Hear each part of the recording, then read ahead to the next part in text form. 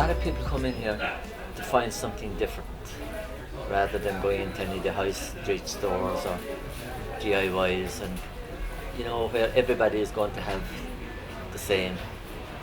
So if you pick something in here, there's a good chance nobody else has got it. And I think that's one of the advantages. If you want to be different, you go to places like this.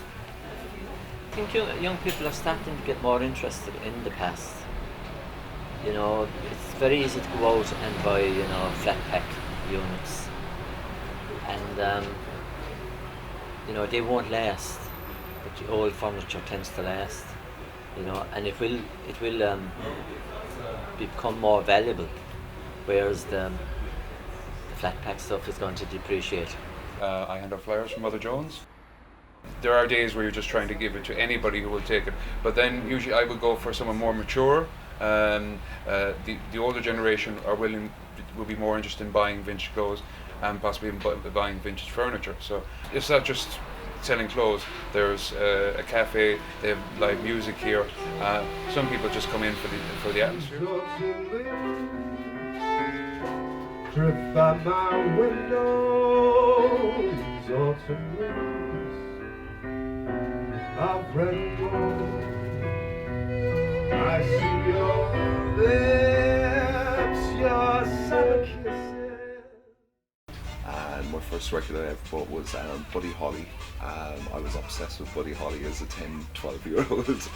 And my dad had one of the big old record players. And I remember getting home that evening, he let me play the record, and that was it, I was hooked. So I've been hooked ever since, and that was, 30 years ago?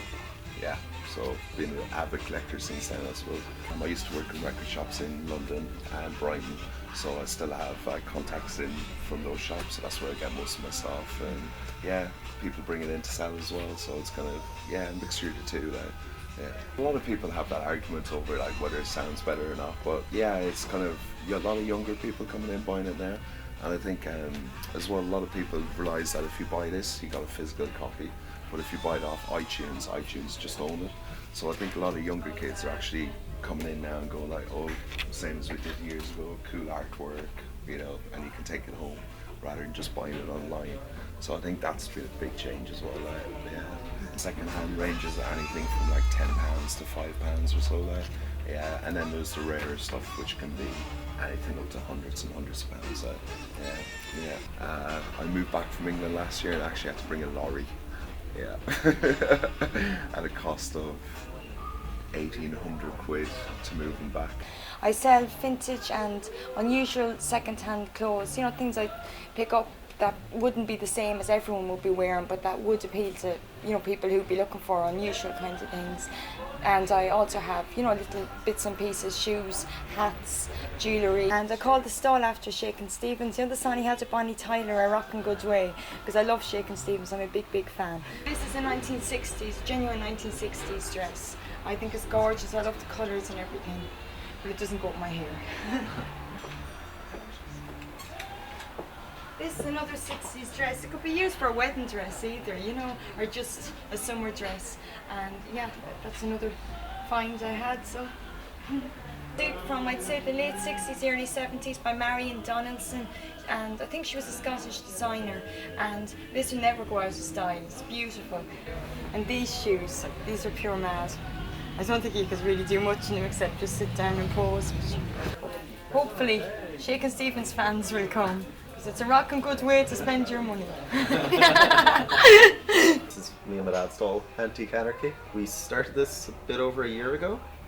Just, we have a big old house out in the country and just had a load of stuff like this. And we've always done markets and boot sales and stuff. So we set up shop here and gets a lot of stuff from auctions, or particularly big houses when they're selling off all the stuff that's in there. That's where you get a lot of things. Because it's not just anything. It's unusual things is what it goes for. Just over there, we have a dog license from 1876. So yeah, that's the kind of place you'll see these things. But honestly, I'm not even sure how he finds half this stuff.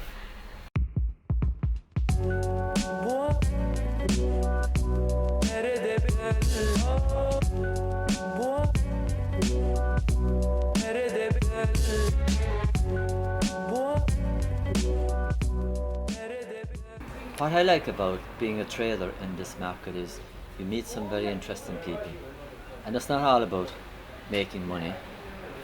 You get really a good kick out of meeting people and from different countries, and maybe having a laugh with the other traders, and you know, and there's a great spirit in the market where everybody helps each other out, and people look after other people's stalls if they're not there.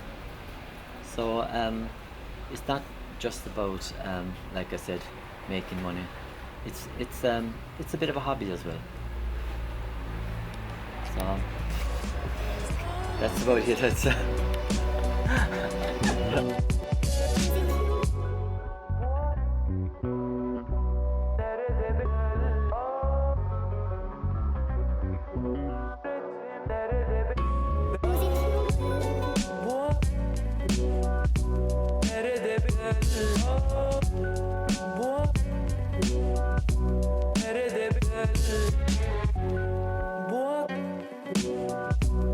Nerede bir